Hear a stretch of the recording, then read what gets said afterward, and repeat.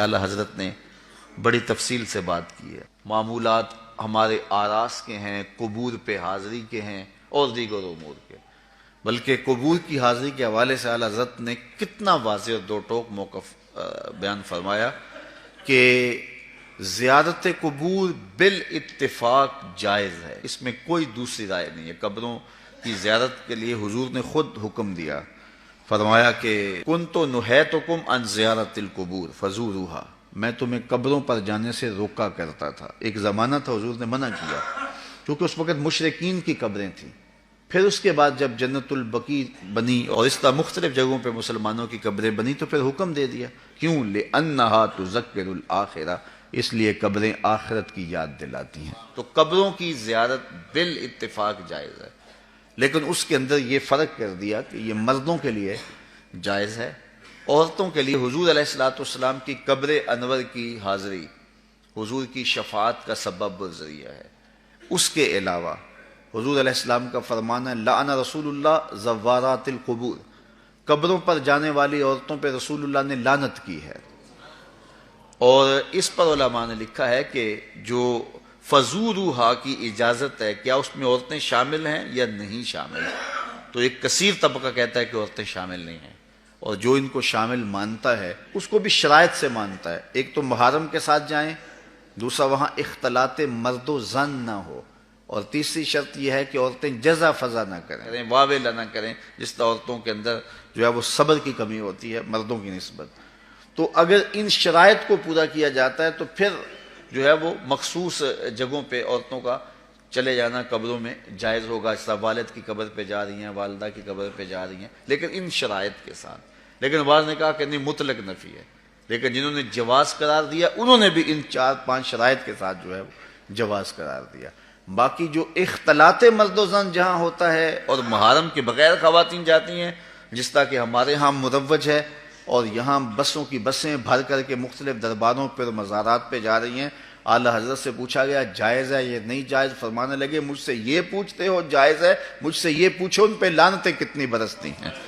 فرمایا جب وہ گھر سے نکلتی ہیں تو ان پر لعنتیں برسنا شروع ہو جاتی ہیں، اور تم اس کو مجھ سے جواز کا فتویٰ مانگ رہے ہو.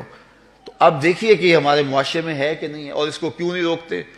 اس لیے کہ وہ کہتے ہیں اگر عورتیں نہیں آئے گی تو بابے کا گلہ کون بھرے گا، اس لیے کہ پیسے تو عورتیں ڈالتی ہیں. اس لیے وہ کہتے ہیں کہ ٹھیک ہے، اور اس کے لیے آنکھیں موند لیتے ہیں، بند کر لیتے ہیں. ضرورت ہے کہ عورتوں کو مزارات پہ حاضر ہونے سے منع کیا جائے، وہ گھر کے اندر رہیں، اور اگر وہ جانا چاہتی ہیں تو یہ شرائط ہیں جو ہمارے علماء نے دی، اور ان شرائط پر پورا اترنا اتنا آسان نہیں ہے.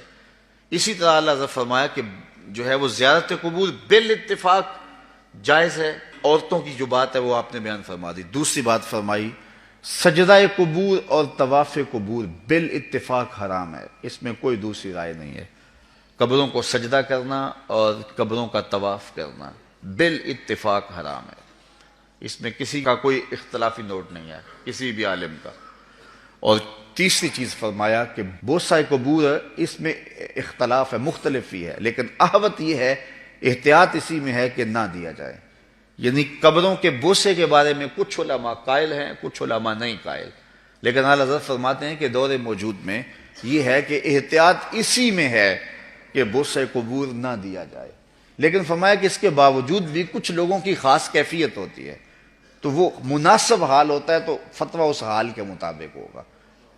اور اس کی دلیل جنہوں نے قبروں کو چومنے کی دلیل لی ہے انہوں نے حضرت ابو ایوب انصاری اور حضرت بلال بن رباح رضی اللہ تعالیٰ عنہ کا عمل لیا ہے. حضرت ابو ایوب انصاری حضور کے روضے پہ، حضور کی قبر پہ ایسے بازو پھیلا کے جو ہے وہ بوسے کر رہے تھے کہ مروان آیا تو اس نے دیکھا اور اس نے پوچھا کون ہے، اور اس کے لہجے میں کڑک تھی اور انداز یہ تھا کہ یہ کیا کر رہے ہو. تو جو شخص اس طرح قبر پہ لیٹا ہوا تھا اس نے سر اٹھایا، فائزہ ہوا شیخ ابو ایوب انصاری.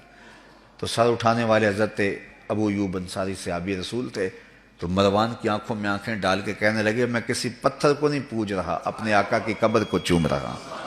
تو یہ دلیل انہوں نے لی ہے، لیکن یہ دلیل اس صورت میں بن رہی ہے کہ یہ ان کی خاص کیفیت تھی. تو اگر باپ کی قبر پہ، ماں کی قبر پہ بندہ جاتا ہے اور اس طرح بے خودی کی کیفیت ہو جاتی ہے تو وہاں اگر چوم لے تو حرج نہیں ہوگا.